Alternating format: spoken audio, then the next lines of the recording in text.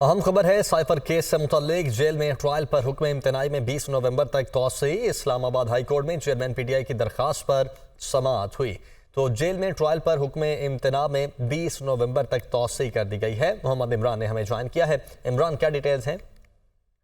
जी, cipher case में जो trial court की कार्रवाई है उसको आइंदा पीर तक के लिए रोक दिया गया है। गुज़श्ता समाअत पर जो हुक्म दिया गया था उसमें आज तोसी की गई है। साथ ही साथ अदालत की जानिब से ये रिमार्क सामने आए कि मंडे को दिन 11 बजे हम इस केस की समाअत करेंगे और उसी दिन ही इस केस का जो है कार्रवाई मुकम्मल की जाएगी।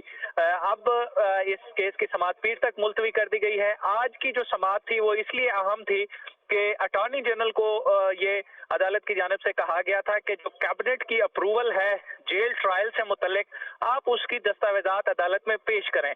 ताहम आज जब अदालत की जानिब से इस हवाले से इस्तफ्सार किया गया तो आज भी अटॉर्नी जनरल के पास वो डॉक्यूमेंट नहीं था और उन्होंने अदालत से कहा कि मैं जुबान देता हूँ, मंजूरी मौजूद है और मैं ये डॉक्यूमेंट पेश कर दूंगा।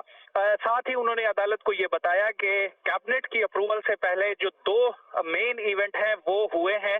एक तो 7 नवंबर को 3 गवाहान के बयानात रिकॉर्ड किए गए और 14 नवंबर को 2 गवाहों के बयानात रिकॉर्ड किए गए हैं। इस पर जस्टिस मियां गुल हसन औरंगजेब की जानिब से ये इस्तफ्सार किया गया कि 7 नवंबर को भी वैसी ही पोजीशन थी जैसी कि जब फर्द जुर्म आयद किया गया था तो इस पर अटॉर्नी जनरल की जानिब से यह बताया गया कि बिल्कुल क्योंकि पहले समाअत एक छोटे कमरे में हो रही थी और उसमें सिर्फ 15 लोगों की गुंजाइश थी, उस वक्त सिर्फ वोकला को अलाउ किया जा रहा था। अब जो साइफर केस की समाअत है वो एक निस्बतन ज्यादा बड़े कमरे में हो रही है।